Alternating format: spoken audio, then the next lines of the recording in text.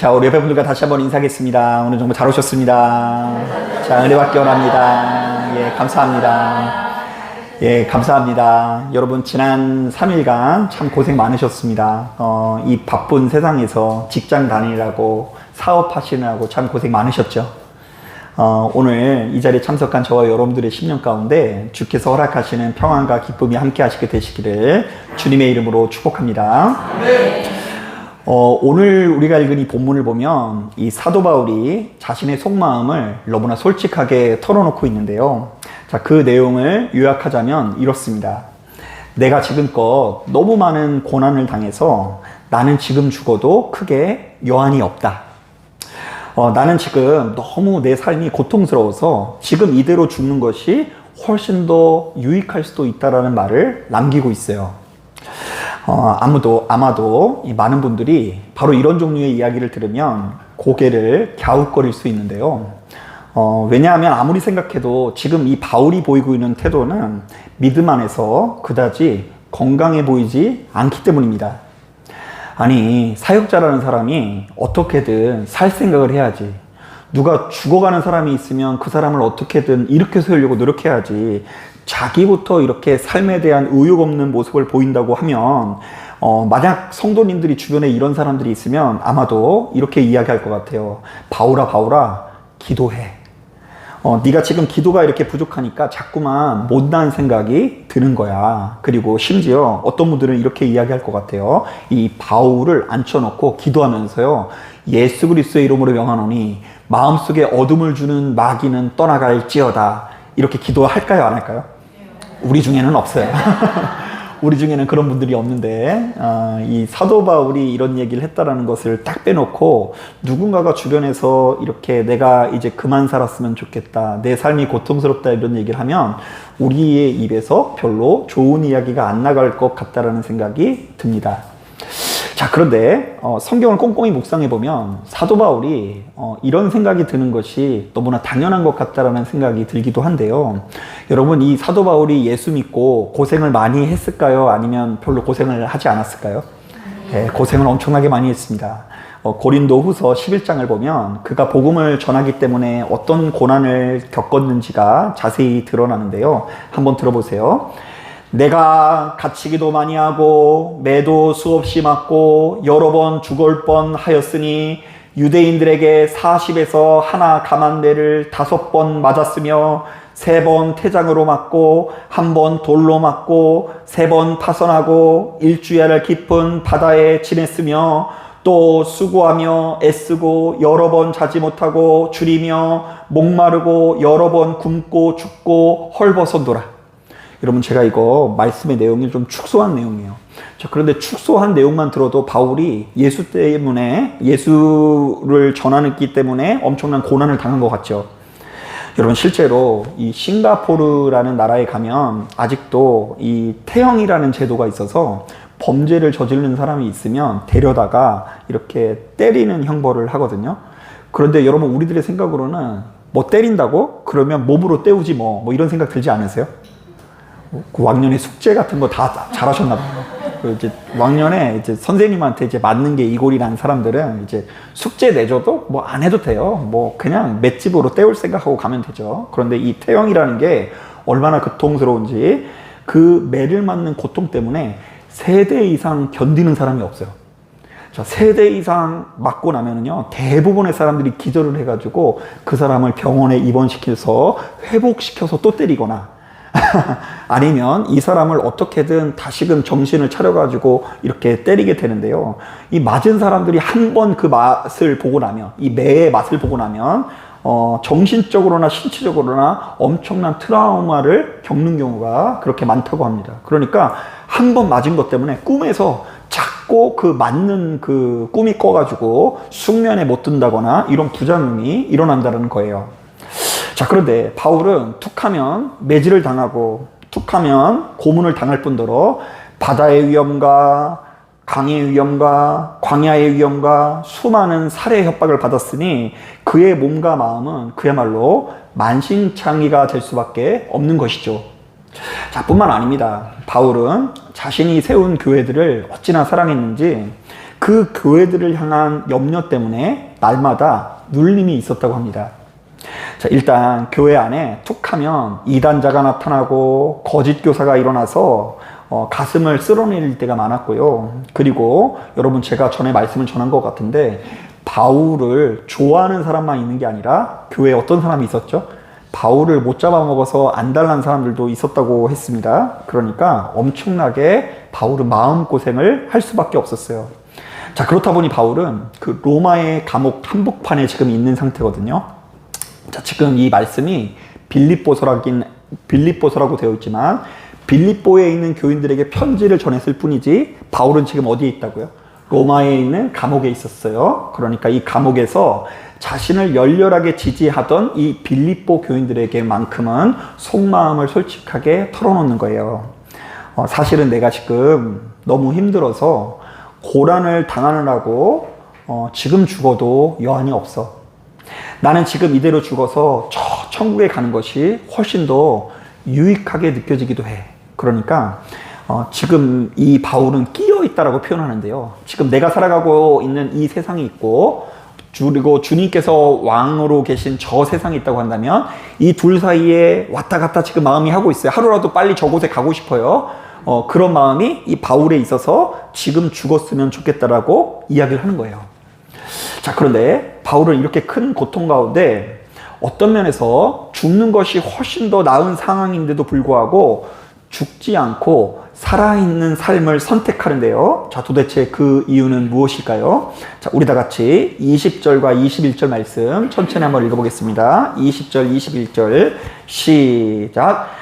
나의 간절한 기대와 소망을 따라 아무 일에든지 부끄러워하지 아니하고 지금도 전과 같이 온전히 담대하여 살든지 줄든지 내 몸에서 그리스도가 존귀하게 되게 하려 하나니 이는 내게 사는 것이 그리스도니 죽는 것도 유익함이라. 자, 우리는 여기서 살든지 죽든지 내 몸에서 그리스도가 존귀하게 되게 하려 하나니라는 부분에 밑줄을 그어야 하는데요. 자, 그러니까 바울은 자신의 안위만 놓고 보면 지금 삶에 대한 미련이 있어요, 없어요? 없어요. 자, 이 땅에 남겨질 처자식 하나가 없고요. 육체적으로나 정신적으로 지금 버티기가 너무 힘든 상황이에요.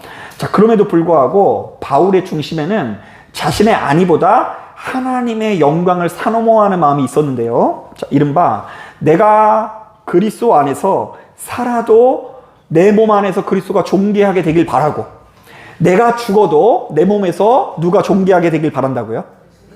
그리스도가 존귀하게 되길 바라는 마음이 있었다는 것이죠. 자, 바로 이런 차원에서 24절부터 26절을 보면 바울이 기꺼이 이 고달픈 삶을 선택한 아주 결정적인 이유가 나옵니다. 자, 그는 내 몸이 아파도 자신이 살아있는 것이 빌립보 성도들에게는 훨씬 더 유익이라고 하는데요. 이른바 자신이 살아있어야 빌립보 교인들이 믿음이 자라나고 또한 바로 그때에 빌립보 교인들의 삶에 기쁨이 넘칠 것을 알고 있기 때문에 바울은 편안한 죽음 대신에 이 땅에서의 삶을 선택했다라고 말하는 거예요. 자, 한번 따라해 보겠습니다. 내가 죽어도 그리스도가 영광스러워지길 원합니다. 한 번 더 따라하겠습니다. 내가 살아도 그리스도가 영광스러워지길 바랍니다. 그냥 나만 생각하면 지금 가야 돼요. 나만 생각하면 여기 있을 이유가 하나도 없어. 이게 죽고 싶어요. 그런데 그래도 이 땅에 사는 것이 교인들에게 덕이 되고 도움이 되고 아직까지는 자기가 선한 역할을 할 것이 남아있는 것 같아서 이 땅에서 삶을 선택하게 되었더라고 이야기하는 거예요. 여러분, 우리는 바로 이 장면을 묵상하면서 그 한 가지 사실을 깨닫게 되는데요. 여러분, 혹시 복음성가 중에 이제 내가 살아도 주위에 살고라는 찬송 아십니까? 예, 그 찬송이 있는데요. 거기 보면 이제 후렴부에 이런 말씀이 있어요. 그러므로 나는 사나 죽으나 누구의 것이요? 예, 주님의 것이요. 사나 죽으나 날 위해 피 흘리신 내 주님의 것이요. 자, 많은 분들이 바로 이 복음성가를 부르면서 주로 죽는 것을 생각하는 것 같아요? 사는 것을 생각하는 것 같아요? 예, 죽을 각오하면서 부르지 않나요? 불 속에라도 들어가서. 즉 나는 예수님을 너무나 아끼고 사랑하기 때문에 설령 죽더라도 끝까지 믿음의 정절을 지키겠다라는 방향으로 해석을 합니다. 자, 그러나 이 복음서의 가사를 만든 이 바울에게 진짜 무겁고 힘든 십자가는 죽음이 아니라 도리어 만신창이가 된 몸을 가지고 묵묵히 견뎌내는 삶이었는데요. 자, 그는 차라리 죽는 것이 자신에게 훨씬 더 평안할지라도 그리스도 예수의 영광을 위해서 더 살 열심히 마지막까지 살아나야 되겠다라고 작정을 한 것입니다. 자, 바로 이런 점에서 저는 여러분들에게 잠언서 14장 4절 말씀을 소개해 드리고 싶은데요. 자, 거기 보면 이런 말씀이 있어요. 자, 한번 따라 보겠습니다. 소가 없으면 구유가 깨끗하겠지만 소의 힘으로 얻는 것이 많으니라. 여러분, 집에 소가 없으면 집이 어떻다고요? 네, 깨끗하고 냄새도 안 나요. 자, 그런데 막상 소가 있으면 귀찮긴 귀찮더라도 그것을 통해서 내게 얻는 것이 있다 없다? 네, 있다라는 말씀이 잠언서 14장 4절에 나와요. 여러분, 과거에 나는 자연이다라는 프로그램이 크게 화제가 된 적이 있는데요. 이 프로그램이 이제 시작이 된 게 2012년도인데 아직까지 방영을 하고 있으니까 한 14년째 지금 이 나는 자연이다라는 프로그램이 지속되고 있죠. 자, 그런데 이 프로그램을 본 뒤 이렇게 오래 방영할 생각은 전혀 못했고요. 특정한 시즌에만 잠깐 방영하고 조기에 종영할 예정이었다고 합니다. 자, 왜냐하면 그 이유는 크게 두 가지였는데요. 우리나라에 자연인이 많이 있다 없다? 예, 그거 찍으면서 PD들이 그렇게 생각했대요. 아니, 우리나라에 자연인이 얼마나 있겠어 해서 자연인이 별로 없을까봐 이렇게 이것을 오래 찍을 생각을 못했고요. 그리고 이렇게 속세와 인연을 끊고 산에 들어가서 생활하는 사람들을 누가 보겠냐. 분명히 욕을 엄청 많이 듣고 이것은 마무리될 것이라고 하면서 생각을 못했대요. 오래 찍을 생각을. 자, 그런데 이 같은 예상이 보기 좋게 벗어나게 되는데요. 일단 나는 자연이다라는 프로그램이 방영된 지 10년이 지났는데 지금 새로운 자연인이 나타나요, 안 나타나요? 그러니까 10년 동안 매주마다 이 자연인을 찾았는데 우리나라에 속세와의 인연을 끊고 어디 산에 사시는 분이 그렇게 많은 거예요. 그리고 이 사람들의 삶을 누가 보겠느냐라고 했는데 10년째 그것을 봐요, 안 봐요? 봐요. 왜 그러냐면 우리도 이 세상을 살아가는 사람들이 이런 마음이 있는 거예요. 지금 너무 힘들어가지고 속세와의 인연을 지금 어떻게 하고 싶어요? 끊어버리고 싶어요. 우리도 산으로 가는데 차마 가지 못하고 TV 속에 나오는 그 자연인들의 삶을 보면서 참 좋겠다. 나도 언젠가는 저곳에 가서 살고 싶다. 뭐 이런 생각을 갖는다라는 거예요. 여러분, 이것과 비슷한 일이 2023년도에 있었는데요. 여러분, 2023년도 5월에 크게 화제가 된 대회가 있습니다. 이 대회가 뭐냐면요. 여러분, 혹시 이런 대회 들어보셨어요? 멍 때리기 대회. 이거는 뭐냐면 그 대회에 참여하는 사람은 하루 종일 가장 오랜 시간 동안 뭘 해야 된다고요? 멍 때려야 돼요. 우리도 다 같이 한번 참석해 볼까요? 저희도 이제 한번 다 단체로 참석해 볼까 생각 중인데, 자, 이게 어떻게 하는 거냐면요. 그 한강에 돗자리 같은 것을 하나 주고 최대한 멍 때리는 표정으로 가만히 있으라고 합니다. 그런데 이제 그때 손가락에 이렇게 심장 박동을 체크하는 그게 연결되어 있는데요. 가장 일정한 사람이 좋은 점수를 받아요. 그래서 앞에 재밌는 재밌는 예능 프로그램을 틀어주거든요. 그런데 그거 보고 웃으면 심장이 막 뛰어요. 그럼 탈락.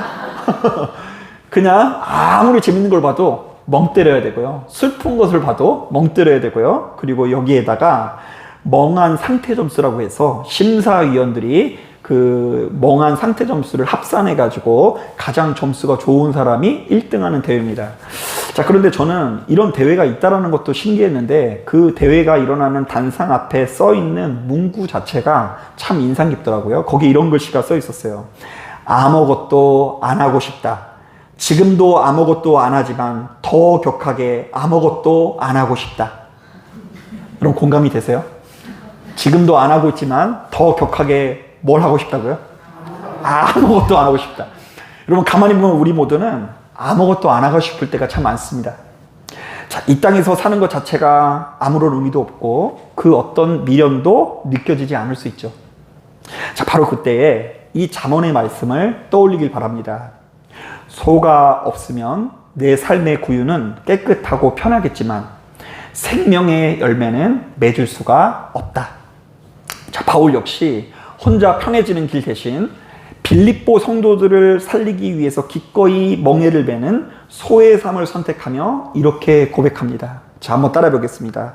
내가 살아도 내 몸에서 그리스도가 존귀하게 되길 바라고. 한 번 더 따라하겠습니다. 내가 죽어도 내 몸에서 그리스도가 존귀하게 되길 원합니다. 여러분, 저 역시 돌이켜봤더니 이 말씀을 붙들고 저에게 주어진 짐들을 나름대로 제대로 감당하기 위해서 나름대로 최선을 다하고 있는데요. 여러분, 자녀를 키워보니 머리가 복잡할 일이 참 많이 있습니다. 자녀 키우는 것이 쉬운 일이 아니에요. 특히 여러분, 이제는 막 갓 태어난 아이 있잖아요. 갓 태어난 아이 보면 너무 이쁘세요? 잊어버리셨네. 이 아이가 태어나면 이 아이가 처음에는 얼마나 이기적인지, 자신의 엄마가 출산한 이후에 몸이 회복되어지지 않았는데도 불구하고 엄마 저 낳느라고 고생하셨네요. 제가 이번엔 좀 덜 울을게요. 이런 아이가 하나도 없어요. 막 나오자마자 배고프면 배고프다고 울고 기저귀 갈아달라고 울고 요만한 불편함도 못 버티잖아요. 그래서 이제 이 아이를 어떻게든 키워가지고 이 아이를 키워놨더니 저희도 이제 애들을 키워놨는데 이제 꾹 참고 그 고난을 지나고 났더니 요즘에 사춘구의 터널이 찾아왔어요.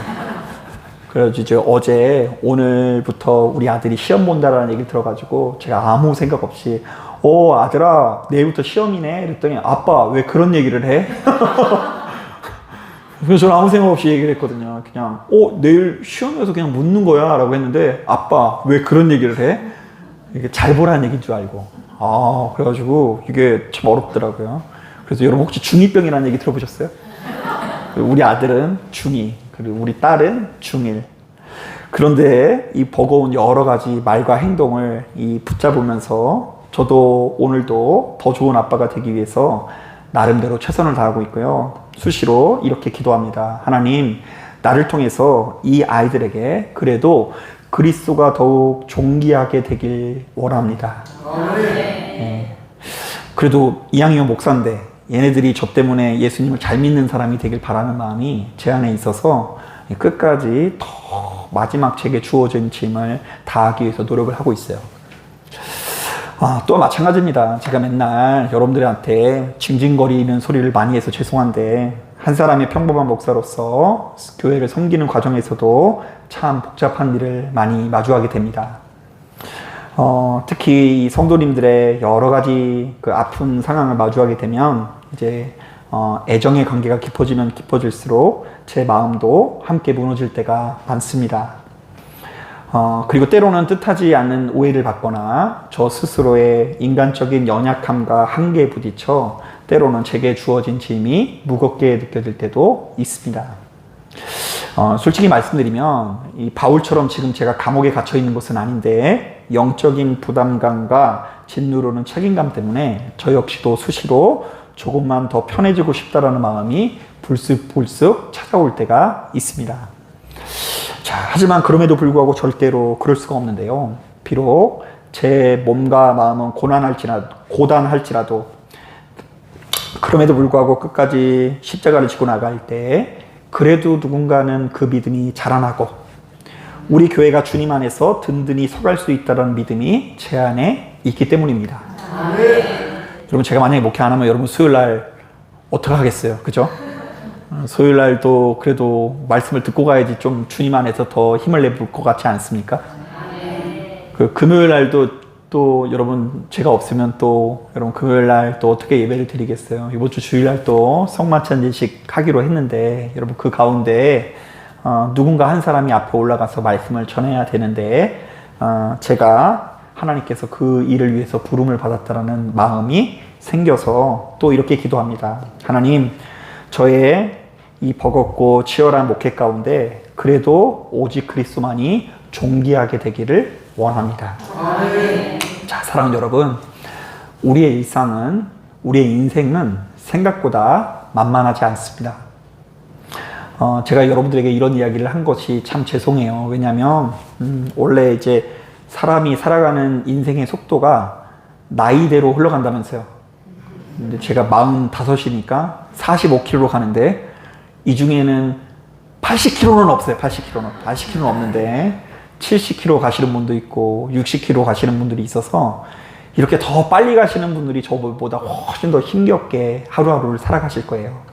그 가운데 여러분 지금껏 얼마나 많은 우여곡절이 있었고 힘겹고 괴로운 일이 있었습니까?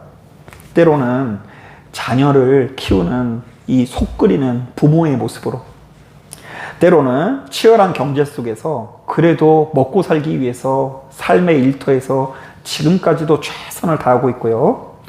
그리고 무엇보다 여러분 이 교회를 지키고 섬기는 것도 참 힘겹게 느껴질 때가 있지 않으세요? 우리 권사님이 반주하셔야 되는데 자꾸 체하셔가지고 체하시면은 막 그 채끼 물러가라 뭐 이렇게 기도를 해야 되고, 그리고 이렇게 먼 곳에서 특히 오신다라는 것도 힘겹고, 먼 곳에 오시는 것도 힘들지만 가까워서 새벽기도 나오시는 것도 힘들고, 좌우지간 마음은 원이로되 육신이 연약해서 우리의 인생이 참 버겁고 힘겹게 느껴질 때가 많이 있습니다. 자, 그렇다 보니 우리도 역시 어떤 마음이 들 때가 많냐면요, 마치 소가 없는 빈 외양간처럼 훌훌 털어버리고 어딘가로 훌쩍 도망가고 싶은 마음이 우리 안에 그래도 조금 있다 없다? 없다 우리는 없다. 열심히 일한 당신 뭐라고 하죠? 떠나다. 그래서 우리도 떠나고 싶을 때가 많이 찾아오죠. 자, 그러나 바로 그 순간 사나 죽으나 나를 위해 피 흘리신 주님을 기억할 수 있는 마음을 가지길 바랍니다. 이른바 나 혼자 편하게 살려고 하는 이 자연인의 유혹을 이겨내고 내 곁에 있는 누군가를 위해, 내 사랑하는 자녀와 가족을 위해, 그리고 주님의 몸된 교회를 위해 이 버거운 오늘 이 하루를 살아내는 것, 이것이 바로 주님께서 우리에게 원하시는 십자가의 길이며 참된 신앙의 모습입니다. 그래서 저는 이 수요일날 나오시는 분도 존경스럽고 그 불타는 금요일날 나오시는 분들도 존경스러워요. 이 세상에서는 이 금요일만 되면 떠나는 게, 그리고 어딘가를 지키기보다는 자기 마음대로 마음껏 살아보는 것이 미덕인데, 그런 마음을 가지고 그런 마음을 물리치고 이 교회를 지키고 주님의 이름을 붙드는 여러분들이 얼마나 귀한지 모릅니다. 자, 아무쪼록 여러분 이렇게 버겁고 힘겨워 보이는 믿음 생활이 우리의 겉으로 보였을 때는 힘겹고 괴로울지 모르겠지만 저 천국에서 여러분들을 하나님께서 귀하게 여겨주시사 세상 사람들이 알 수 없는 평안과 기쁨과 영광이 함께 하시게 되실 것을 믿으시는 저와 여러분들이 되기를 주님의 이름으로 축복합니다. 자, 기도하겠습니다.